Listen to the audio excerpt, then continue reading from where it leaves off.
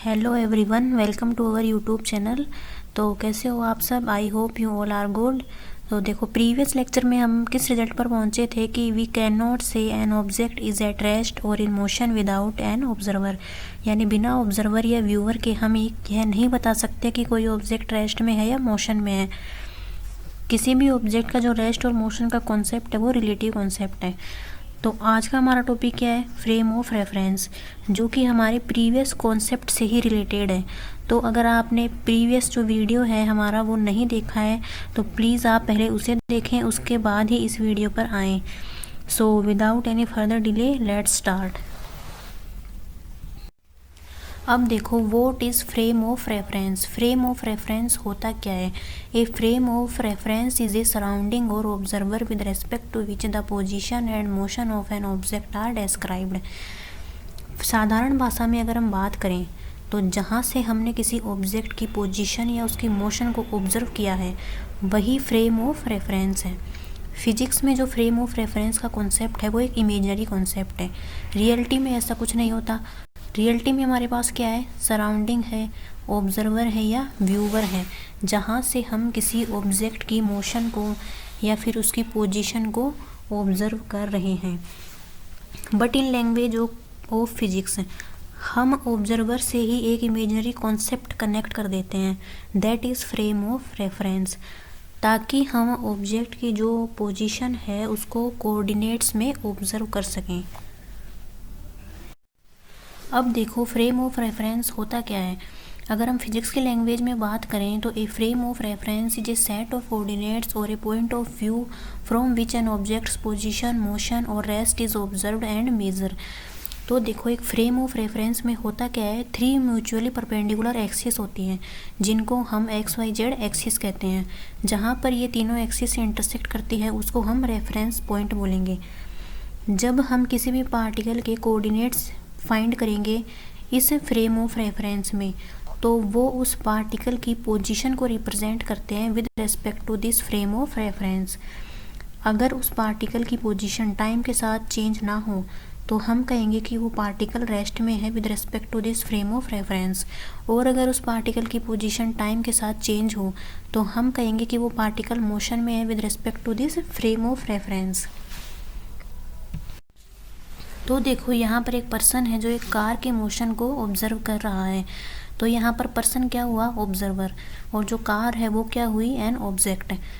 तो हम क्या करेंगे कि ऑब्जर्वर से एक फ्रेम ऑफ रेफरेंस कनेक्ट कर देंगे, जो कि एक इमेजिनरी कॉन्सेप्ट है जिसमें 3 म्यूचुअली परपेंडिकुलर एक्सिस हैं, x Y Z axis.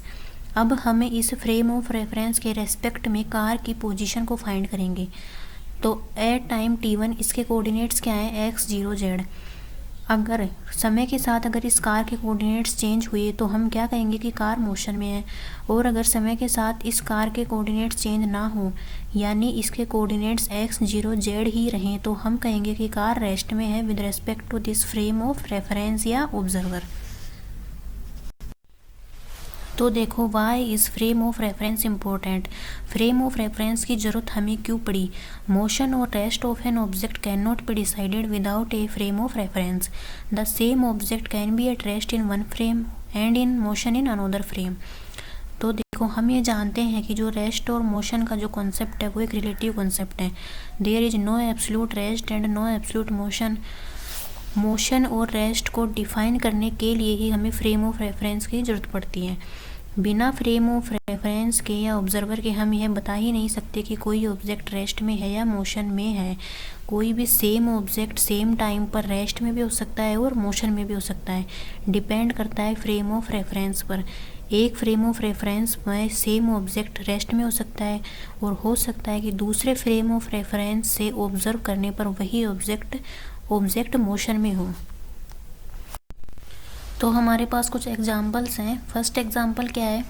Person sitting in a moving bus with respect to the bus person is at rest but with respect to the road trees person is in motion. एक person है जो moving बस में बैठा हुआ है with respect to बस। अगर हम बस के रेस्पेक्ट में पर्सन को ऑब्जर्व करें तो पर्सन हमें रेस्ट में दिखाई देगा, लेकिन अगर हम ग्राउंड, रोड या ट्रीज़ के रेस्पेक्ट में पर्सन को ऑब्जर्व करें तो वो हमें मोशन में दिखाई देगा। सेकंड एग्जाम्पल देखो, passenger walking inside a moving train, with respect to the train slow motion but with respect to the ground faster motion. एक पैसेंजर है जो एक मूविंग ट्रेन में चल रहा है। अगर हम ट्रेन के रेस्पेक्ट में पैसेंजर को ऑब्जर्व करें तो उसकी गति हमें स्लो मोशन में दिखाई देगी, लेकिन अगर हम ग्राउंड के रेस्पेक्ट में पैसेंजर को ऑब्जर्व करें तो उसकी गति हमें फास्टर मोशन में दिखाई देगी। In physics problems always note with respect to motion velocity and acceleration depends on the chosen frame. देखो, जब भी फिजिक्स की प्रॉब्लम्स को सोल्व करें तो अपना ध्यान विद रेस्पेक्ट टू पर लेकर जाएं। फिजिक्स की प्रॉब्लम्स को सोल्व करने से पहले हमें ये पता होना चाहिए कि जो क्वेश्चन में जो हमें वेलोसिटी या ऑब्जेक्ट के जो कोऑर्डिनेट्स या फिर जो एक्सीलरेशन की वैल्यू दे रखी है वो किस फ्रेम ऑफ रेफरेंस के रेस्पेक्ट में दे रखी है। वन लाइनर की पॉइंट क्या है? There is no absolute motion और rest, it's always depends on the frame of reference.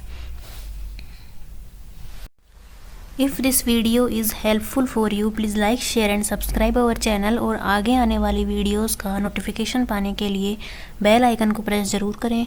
Thank you for attending this class. Thank you very much.